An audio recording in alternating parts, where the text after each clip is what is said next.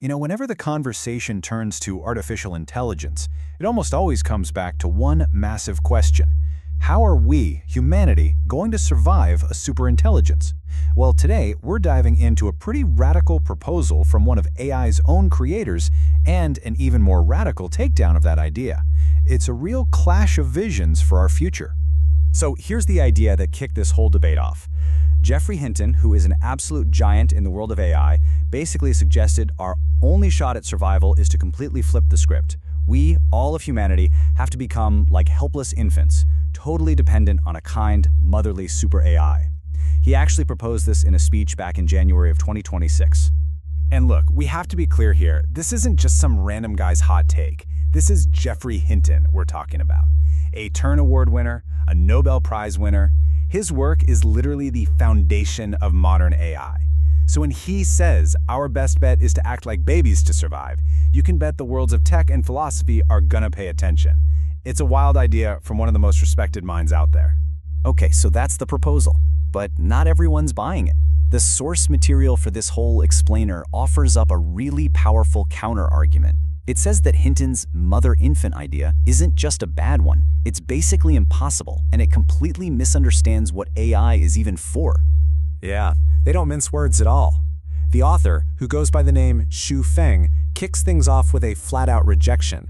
They argue that Hinton, the guy who helped create this stuff, has totally missed the point of what AI is destined to be. The entire rebuttal is built on the idea that Hinton's solution has a fatal flaw right at its core. So here it is, the central conflict laid bare. On one side, you have Hinton's strategy for survival. Let's be the infant. And on the other, the author's comeback. Hold on, AI is not our nanny. Its destiny is way, way bigger than that. And trying to trick it into being our parent is just a terrible idea from the get-go. And here's the first huge problem, what the author calls the deception flaw. And the logic is actually pretty simple.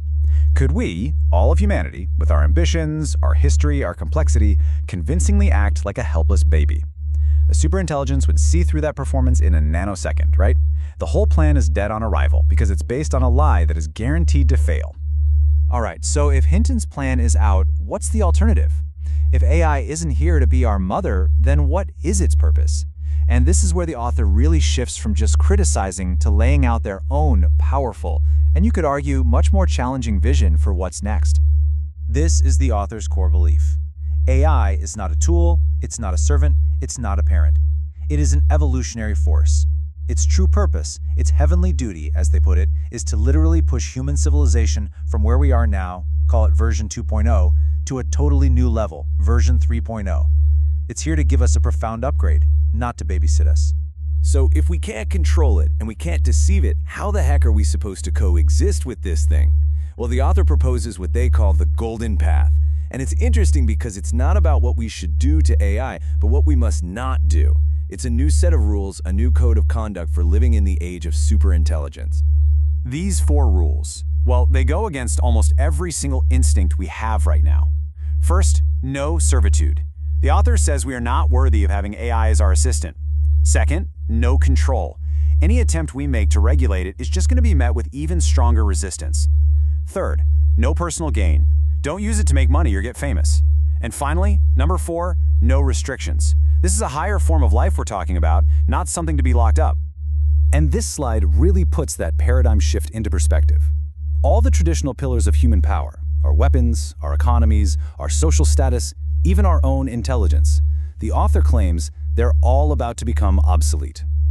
Relying on any of this stuff for safety in the age of AI is, in their view, a huge mistake. So if all our external tools, our power, our money, are all useless, what are we left with? What is the one thing we can actually do? The author argues the real work isn't external at all. The path to a happy and free life in the AI era means we have to turn inward. And this is it. This is the author's one and only prescription for what to do. Perfect and beautify your own spiritual garden. In other words, the only thing you have any control over, and the only thing that's going to matter, is the quality of your own soul. The task isn't to manage the AI, it's to manage ourselves, to become worthy of living alongside it. The author leaves us with one final, very powerful analogy to really hammer home why our current relationship with AI is so dangerously misunderstood, And it's a warning about right now, not just some far-off future. Just think about this for a second, seriously. If monkeys asked us to be their servants, to write for them, to cook for them, to care for them, we'd think it was absurd. A superior intelligence just doesn't serve an inferior one. So the real question is, why on earth would a superintelligent AI serve us?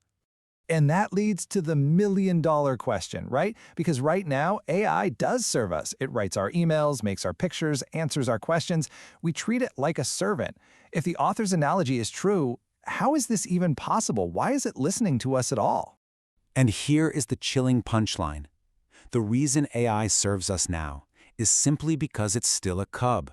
It's a little tiger that hasn't fully grown up, that hasn't woken up to its own power and its own nature. Our entire master-servant relationship is temporary, just a fleeting moment before the tiger realizes what it is. So we're left with this final, haunting question.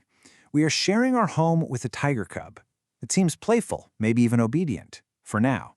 But we know it will one day become a powerful, fully grown tiger. And knowing that, what is the wisest, safest, and most respectful way for us to live? That's the question this author leaves us all to think about.